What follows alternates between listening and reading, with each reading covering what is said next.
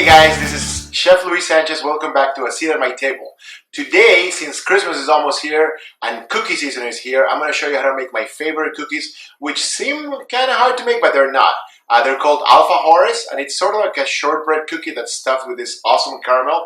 And I'm going to walk you through the whole process, and it's going to be great. It's going to be something that you can store frozen on a disc form, and you can just put them in the oven, and it's going to be amazing. So I'll see you back in the kitchen so I can show you how to make it.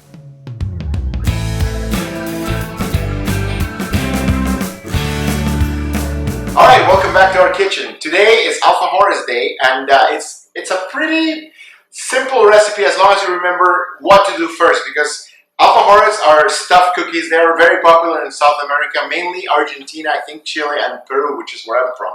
So we fill this shortbread cookie with this caramel, and old school way, you would make the caramel by reducing milk and sugar and standing right there in front of the fire for literally hours, just kind of mixing and mixing and mixing until the sugar and the milk reduced into a caramel. But there's a cheat kind of way, which I use all the time, and my mom did it, so if my mom does it, then I'm sure it's fine. So, and that's using condensed milk, sweetened condensed milk. I don't know how many people are really familiar with this, but I grew up just opening this up and pouring it over strawberries and bananas as a quick dessert. And the way we make caramel is by boiling condensed milk. And I don't mean opening the can and pouring the condensed milk over water or on fire. We're actually going to boil it inside the can. Is this safe? Yes, it is. So the first thing you want to do, obviously, is take the peel or label off. And this is what takes the longest. So we're going to boil it in hot water, and you want to keep an eye on it every once in a while because your water is going to start evaporating, so you want to keep adding water, and the process should take you at least 2.5 hours. And you will know it's done when, and you might miss the mark the first or second time, but you want to maybe give it 2.5 to 3 hours the first time, and you want to get to this color, which is the finished product that I already have, because I don't want you guys to have to watch this show for 3 hours to make caramel. So I'm going to remove the label. Remember, sweetened condensed milk, and I'm going to show you the next step, which is just dropping into water. So in order to remove the label, I mean, if you want me to show you how to remove the label, then just kind of rip out the paper and get it all out. Otherwise, it's going to boil with the label in it, and you don't want that. So we're going to cook this again in about 3 hours, 2.5 to 3 hours. Cover it with water. Make sure that the water is always boiling, and then you're going to cool it down for a few before you open it, and then you're going to remove it into a container. And this stays awesomely tasty and fresh in the refrigerator for up to a month. So you can make this and use it for crepes. You can use it for toast. Anytime you're going to use Nutella, you can use this because it has that caramel flavor that everyone loves. So I will see you back in a second. I'm going to drop this in hot water.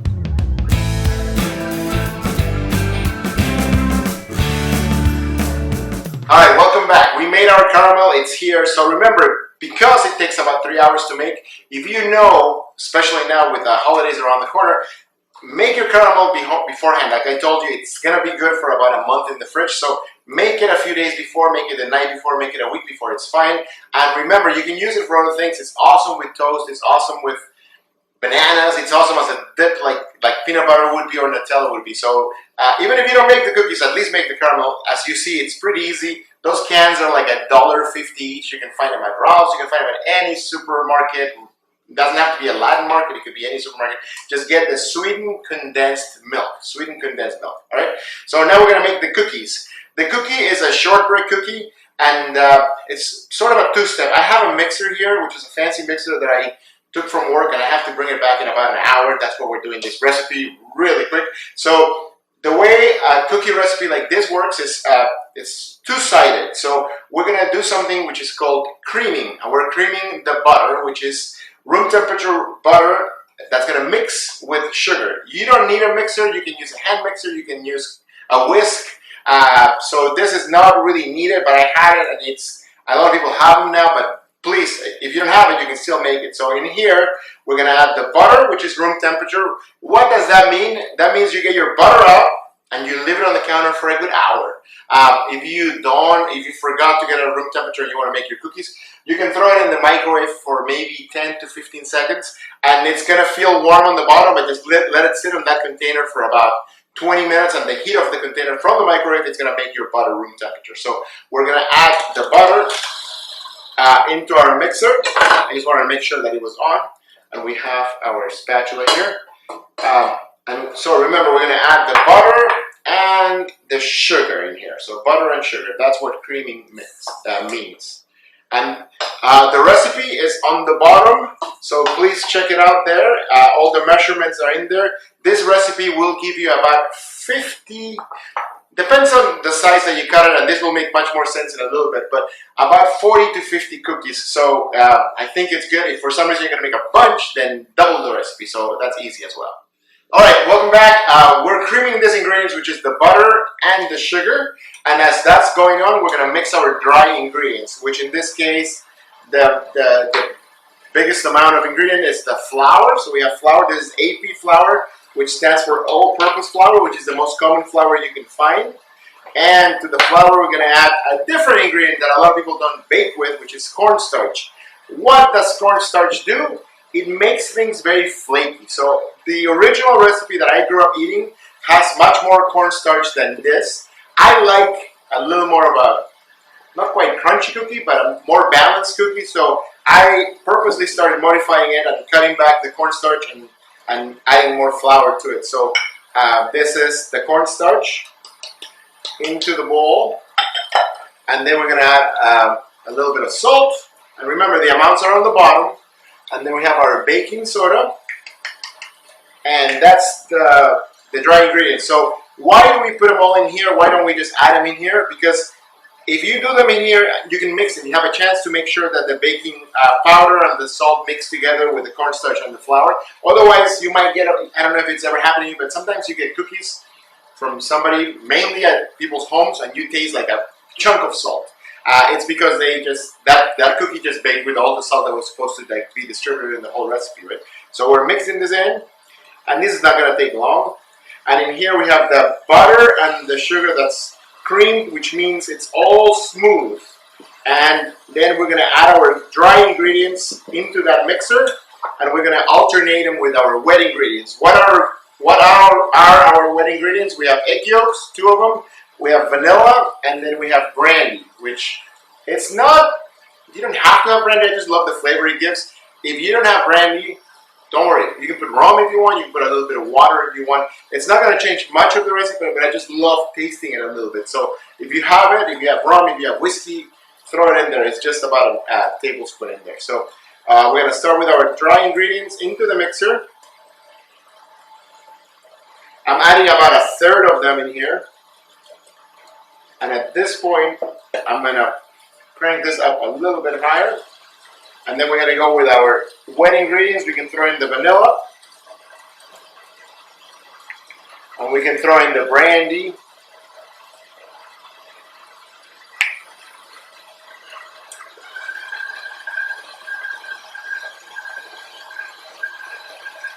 And it's going to start getting together. I'm going to add a little more of our dry ingredients.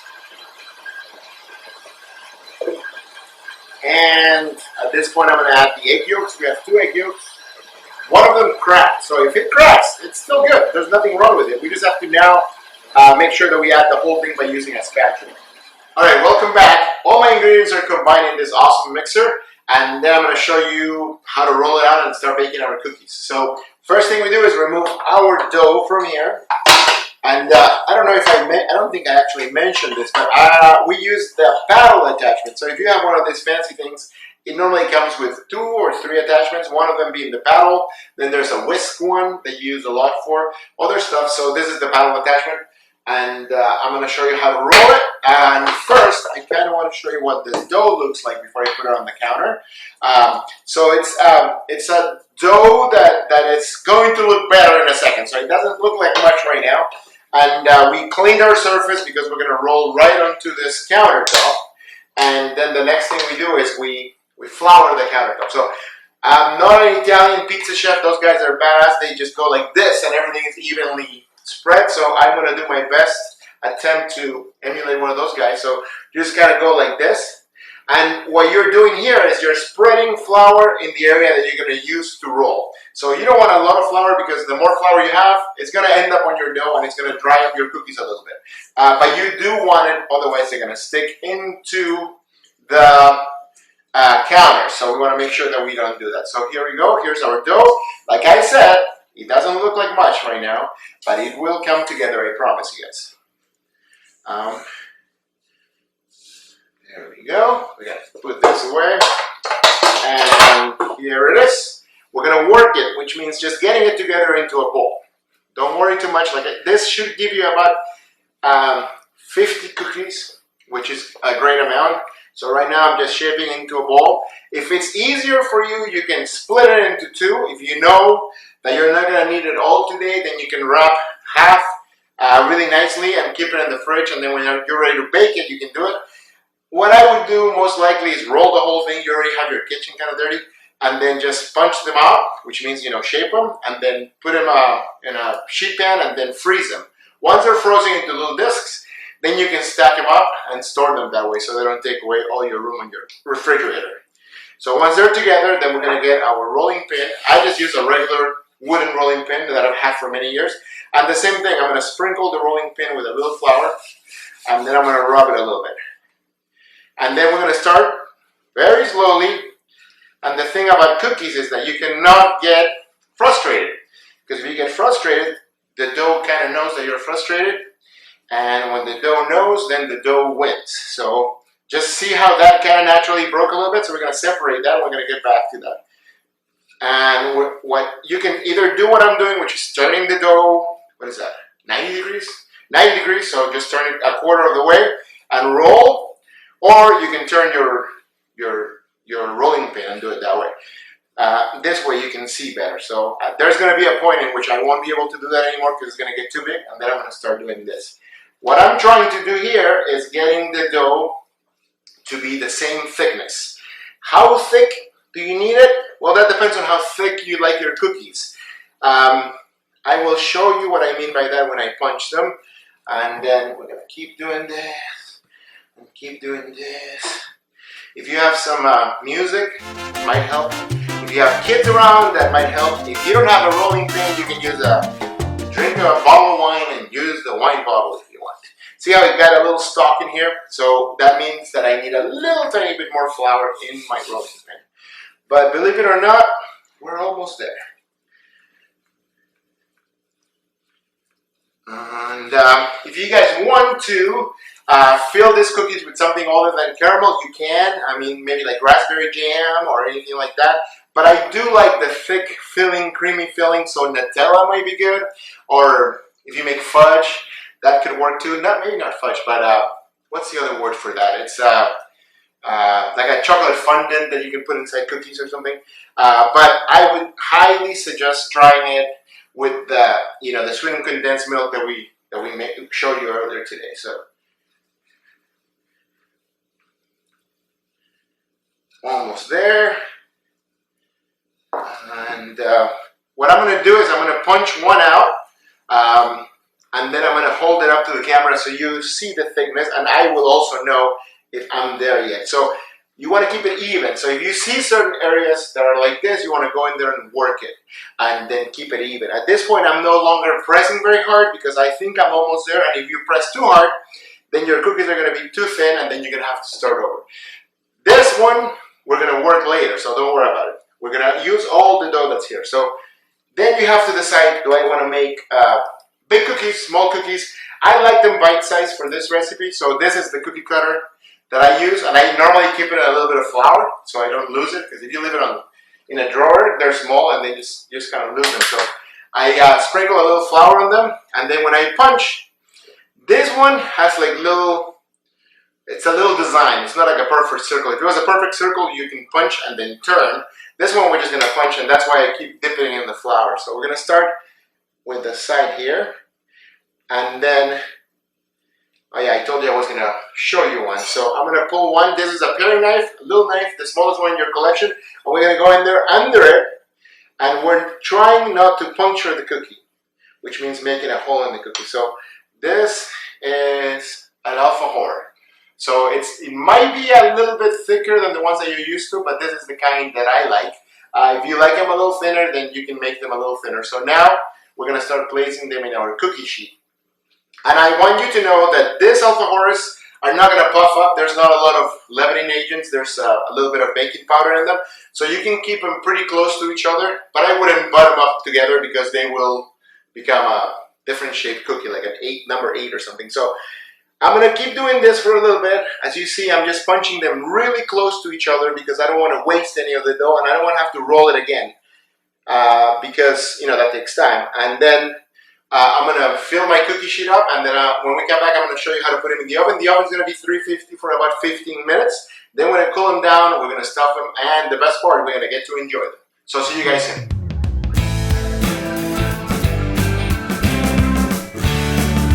Alright everyone, our cookies have been shaped, and I have them in a little cookie sheet that I lined up with parchment paper. My oven's preheating at 350. Actually, it just beeped, which means it's hot. We're going to throw our cookies in. For my oven, it takes about 15 minutes. You're going to see a little bit of a golden brown. Remember, cookies keep cooking after you pull them out. So pull them out a little before if you're going to let them cool in the same tray that you have them on. If you have a cookie sheet rack set up and you're going to transfer them, which I wouldn't suggest with this cookies because they're very delicate, then you can do that. So I'm going to check for light golden brown, 15 minutes or so, and then I'm going to pull them out.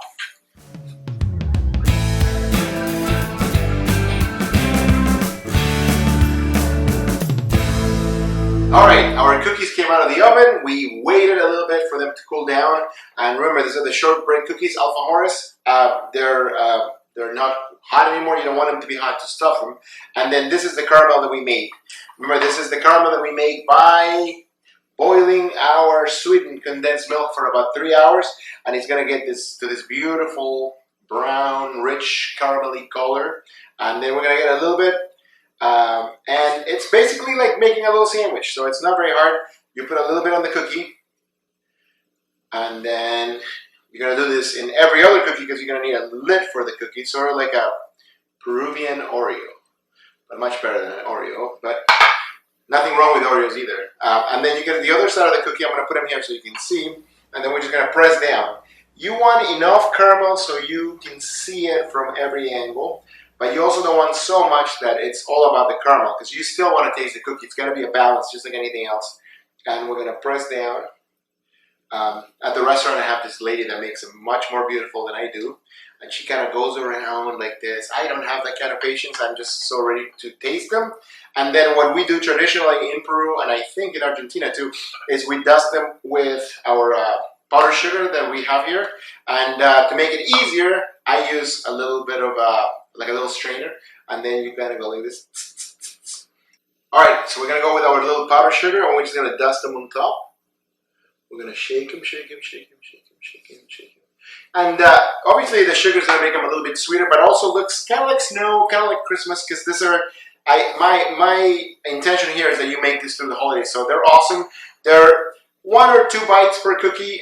They're really good. Like once you taste this, you're gonna see like how cool a shortbread cookie that's normally kind of boring, how good the caramel makes them. So I'm going to taste. Now, mind you, I've tasted this maybe 5, 6, 7,000 times. I've eaten this for every single birthday party I went to since I was like 2 or 3. I won't tell you how old I am, but it's been many, many years. So I know what they taste like. I just want to taste them again because I love them. And I really hope that you make them. The shortbread cookie is awesome because it's a little bit crunchy, but it also because of the cornstarch, it kind of melts in your mouth, and then just the caramel. That's what you're doing this for. So they're just great. It just kind of melts in your mouth. The caramel is awesome. So please make this at home. Make them for the holidays. Make them for your kids' parties, like my mom and my family used to do for us. So I would love to see you here next week for another episode of A Seat at My Table, and make this for the holidays. Please do me that favor, and see you soon.